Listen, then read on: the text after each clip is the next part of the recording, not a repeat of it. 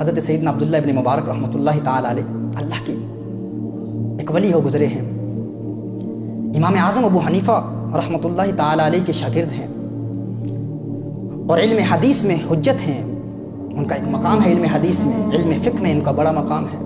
یہ حضرت عبداللہ ابن مبارک رحمۃ اللہ تعالی علیہ اپنی ابتدائی زندگی میں بہت مالدار تھے، بہت دولت مند تھے، ان کی اپنی ذاتی جائیدادیں تھیں، زمینیں تھیں، اور بڑے بڑے باغات تھے، ان کے سیب کے باغات تھے، اور ان کا دین اسلام کی تعلیمات سے، علم دین سے کوئی تعلق نہیں تھا۔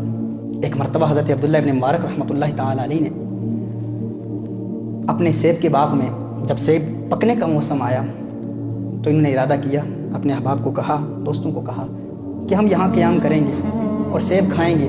اور شراب پئیں گے۔ تو شراب کے نشے میں تھے، ستار بجا رہے تھے رات کو،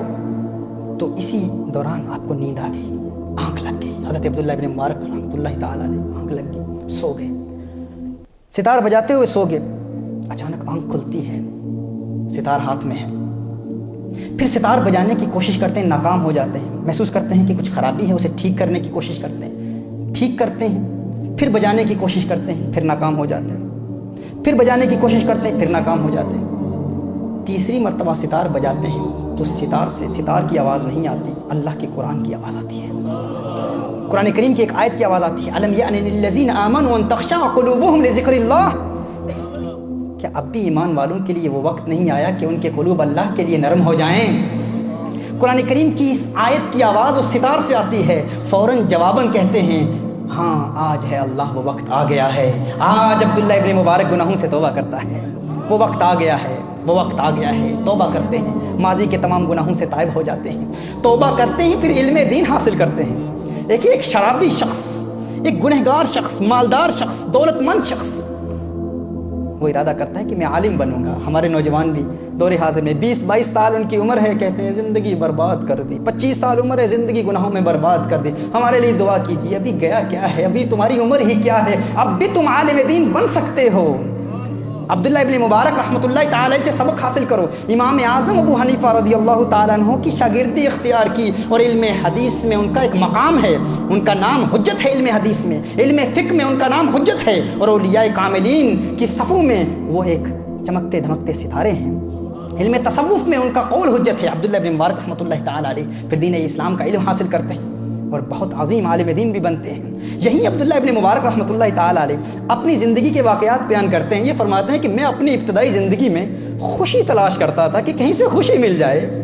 کہتے ہیں خوشیوں کے حصول کے لیے میں نے بڑی کوشش کی، بڑی جد و جہد کی، بڑی محنت کی کہ خوشی مل جائے۔ کہتے ہیں لیکن میں خوشیوں کو غلط چیزوں میں تلاش کر رہا تھا۔ کہتے ہیں میں خوشیوں کو تلاشتا تھا، کہاں تلاشتا تھا خوشیوں کو؟ کہتے ہیں کہ میں اپنے گھر کو دیکھتا، گھر کی زیب و آرائش کو دیکھتا، گھر کی وسعت کو دیکھتا، میرا گھر کتنا کشادہ ہے، کتنا پیارا ہے، کتنا وسیع ہے۔ کہتے ہیں اپنے گھر کو دیکھتا، لیکن جب کسی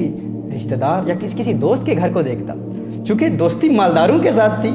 دوستی دولت مندوں کے ساتھ تھی، کہتے ہیں میرے سارے دوست دولت مند تھے، سارے دوست مالدار تھے۔ کہتے ہیں جب میں اپنے گھر کو دیکھتا لیکن کسی دوسرے دوست کے گھر کو دیکھتا، اس کا گھر جب میرے گھر سے زیادہ بہتر ہوتا، اس کے گھر میں زیادہ سہولتیں موجود ہوتی، اپنے گھر کو دیکھتا عارضی خوشی ملتی، دوست کے گھر کو دیکھتا اس کا گھر میرے گھر سے زیادہ مہنگا ہے، زیادہ قیمتی ہے، زیادہ سہولتیں موجود ہیں، کہتے میں پریشان ہو جاتا۔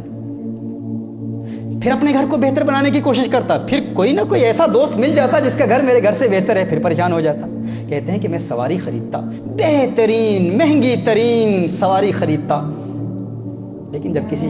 دوست کی سواری کو دیکھتا تو چونکہ دوستانہ ہی سارا مالداروں کے ساتھ تھا، میری دوستیاں ہی دولت مندوں کے ساتھ تھی، تو کوئی ایسا دوست نکل آتا جس کی سواری میری سواری سے بہتر تھی۔ اب غور کریں ذرا، اس کو اپلائی کریں، میں تو اگزامپل دے رہا ہوں، اب دیکھیں، اپنی لینڈ کروزر کو تصور میں لائیں، اپنی گاڑیوں کے متعلق سوچیں۔ آپ اچھی گاڑی خریدتے ہیں، کسی دوست کی اچھی ہوتی ہے، پریشان ہو جاتے ہیں، یار میری بھی اس سے اچھی ہو گاڑی، اور یہی پریشانی کا سبب بنتا ہے کیونکہ دوستی ہی ساری مالداروں سے ہے۔ فرماتے ہیں میں بہترین لباس خریدتا، عمدہ لباس، قیمتی لباس خریدتا، خوش ہو جاتا اپنا لباس دیکھ کر، لیکن کسی دوست کو دیکھتا جب اس کا لباس میرے لباس سے بہتر تھا، پریشان ہو جاتا۔ کہتے ہیں میں نے کہا اس سے چھٹکارا حاصل کرنے کا طریقہ یہی ہے، یارو ان مالداروں سے دوستی چھوڑ دو۔ کہا میں نے اس کے بعد غریبوں سے دوستی کر لی،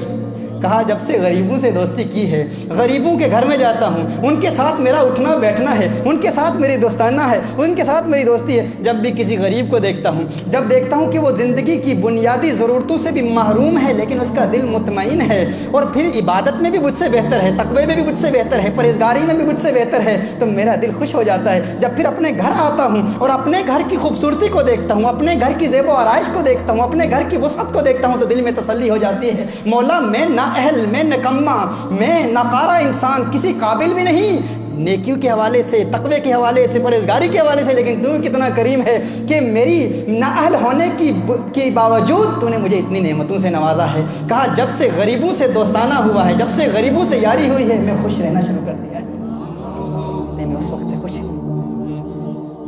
تو یہ ارادہ کر لیں کہ ہمیشہ اپنے سے کم مالدار لوگوں کو دیکھیں، اور اس کا طریقہ کار کیا ہے؟ ہفتے میں ایک مرتبہ یا کم از کم مہینے میں ایک مرتبہ یہ ارادہ کر لیں کہ ہم ایسے بیماروں سے ملاقات کریں گے،